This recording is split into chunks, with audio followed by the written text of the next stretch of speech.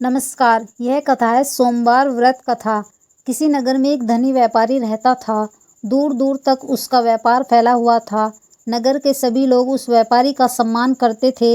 इतना सब कुछ संपन्न होने के बाद भी वह व्यापारी बहुत दुखी था, क्योंकि उसका कोई पुत्र नहीं था, जिस कारण अपने मृत्यु के पश्चात व्यापार के उत्तराधिकारी की चिंता उसे हमेशा सताती रहती थी। पुत्र प्राप्ति की इच्छा से व्यापारी प्रत्येक सोमवार भगवान शिव की व्रत पूजा किया करता था और शाम के समय शिव मंदिर में जाकर शिव जी के सामने घी का दीपक जलाया करता था। उसकी भक्ति देखकर माँ पार्वती प्रसन्न हो गई और भगवान शिव से उस व्यापारी की मनोकामना पूर्ण करने का निवेदन किया।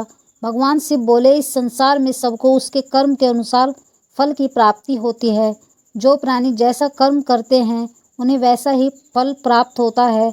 शिवजी द्वारा समझाने के बावजूद माँ पार्वती नहीं मानी और उस व्यापारी की मनोकामना पूर्ति हेतु वे शिवजी से बार बार अनुरोध करती रहीं। अंततः माता के आग्रह को देखकर भगवान भोलेनाथ को उस व्यापारी को पुत्र प्राप्ति का वरदान देना पड़ा। वरदान देने के पश्चात भोलेनाथ माँ पार्वती से बोले, आपके आग्रह पर मैंने पुत्र प्राप्ति का वरदान तो दे दिया, परंतु इसका यह पुत्र 16 वर्ष से अधिक समय तक जीवित नहीं रहेगा। उसी रात भगवान शिव उस व्यापारी के सपने में आए और उसे पुत्र प्राप्ति का वरदान दिया और उसके पुत्र के 16 वर्ष तक जीवित रहने की भी बात बताई।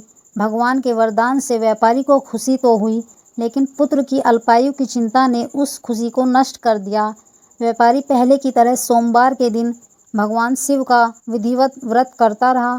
कुछ महीनों के बाद उसके घर एक अति सुंदर बालक ने जन्म लिया और घर में खुशियां ही खुशियां भर गईं। बहुत धूमधाम से पुत्र जन्म का समारोह मनाया गया, परंतु व्यापारी को पुत्र जन्म की अधिक खुशी नहीं हुई, क्योंकि उसे पुत्र की अल्पायु के रहस्य का पता था। जब पुत्र 12 वर्ष का हुआ तो व्यापारी ने उसे उसके मामा के साथ पढ़ने के लिए वाराणसी भेज दिया। लड़का अपने मामा के साथ शिक्षा प्राप्ति हेतु चल दिया। रास्ते में जहाँ भी मामा भांजे विश्राम हेतु रुकते, वहीं यज्ञ करते और ब्राह्मणों को भोजन कराते। लंबी यात्रा के बाद मामा भांजे एक नगर में पहुँचे। उस दिन नगर के राजा की कन्या का विवाह था, जिस कारण पूरे नगर को सजाया गया था। निश्चित समय पर बारात आ गई, लेकिन वर का पिता अपने बेटे के एक आंख से काने होने के कारण बहुत चिंतित था। उसे भय था कि इस बात का पता चलने पर कहीं राजा विवाह से इनकार न कर दे, इससे उसकी बदनामी भी होगी। जब वर के पिता ने व्यापारी के पुत्र को देखा तो उसके मस्तिष्क में एक विचार आया। उसने सोचा, क्यों न इस लड़के को दूल्हा बनाकर राजकुमारी से विवाह करा दूं। विवाह के बाद इसको धन देकर विदा कर दूंगा और राजकुमारी को अपने नगर ले आऊंगा। वर के पिता ने लड़के के मामा से इस संबंध में बात की। मामा ने धन मिलने के लालच में वर के पिता की बात स्वीकार कर ली। लड़के को दूल्हा वस्त्र पहनाकर राजकुमारी से विवाह कर दिया गया। राजा ने बहुत सारा धन देकर राजकुमारी को विदा किया। शादी के बाद लड़का जब राजकुमारी के साथ लौट रहा था तो वह सच नहीं छिपा सका और उसने राजकुमारी के ओढ़ने पर लिख दिया, राजकुमारी, तुम्हारा विवाह मेरे साथ हुआ था। मैं तो वाराणसी पढ़ने के लिए जा रहा हूँ और अब तुम्हें जिस नवयुवक की पत्नी बनना पड़ेगा वह कान्हा है। जब राजकुमारी ने अपनी ओढ़नी पर लिखा हुआ पढ़ा तो उसने काने लड़के के साथ जाने से इनकार कर दिया। राजा को जब ये सब बातें पता लगी तो उसने राजकुमारी को महल में ही रख लिया। उधर लड़का अपने मामा के साथ वाराणसी पहुंच गया और गुरुकुल में पढ़ना शुरू कर दिया। जब उसकी आयु 16 वर्ष की हुई तो उसने यज्ञ किया। यज्ञ के समाप्ति पर ब्राह्मणों को भोजन कराया और खूब अन्न वस्त्र दान किए। रात को वह अपने शयन कक्ष में सो गया। शिव के वरदान के अनुसार शयनावस्था में ही उसके प्राण पखेरु उड़ गए। सूर्योदय पर मामा मृत भांजे को देखकर रोने पीटने लगे। आसपास के लोग भी एकत्र होकर दुख प्रकट करने लगे। लड़के के मामा के रोने विलाप करने के स्वर समीप से गुजरते हुए भगवान शिव और माता पार्वती ने भी सुने। माता पार्वती ने भगवान से कहा, प्राणनाथ, मुझे इसके रोने के स्वर सहन नहीं हो रहे। आप इस व्यक्ति के कष्ट को अवश्य दूर करें।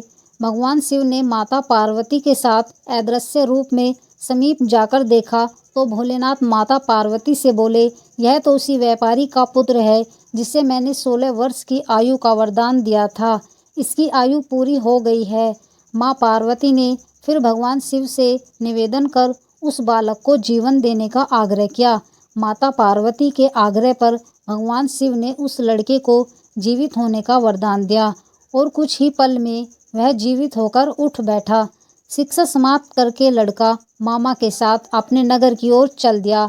दोनों चलते हुए उसी नगर में पहुँचे जहाँ उसका विवाह हुआ था। उस नगर में भी यज्ञ का आयोजन किया। समीप से गुजरते हुए नगर के राजा ने यज्ञ का आयोजन देखा और उसने तुरंत ही लड़के और उसके मामा को पहचान लिया। यज्ञ के समाप्त होने पर राजा मामा और लड़के को महल में ले गया और कुछ दिन उन्हें महल में रखकर बहुत सा धन वस्त्र आदि देकर राजकुमारी के साथ विदा कर दिया। इधर भूखे प्यासे रहकर व्यापारी और उसकी पत्नी बेटे की प्रतीक्षा कर रहे थे। उन्होंने प्रतिज्ञा रखी थी कि यदि उन्हें अपने बेटे की मृत्यु का समाचार मिला तो दोनों अपने प्राण त्याग देंगे। परंतु जैसे ही उसने बेटे के जीवित वापस लौटने का समाचार सुना तो वह बहुत प्रसन्न हुआ। वह अपनी पत्नी और मित्रों के साथ नगर के द्वार पर पहुंचा। अपने बेटे के विवाह का समाचार सुनकर पुत्रवधू राजकुमारी को देखकर उसकी खुशी का ठिकाना न रहा।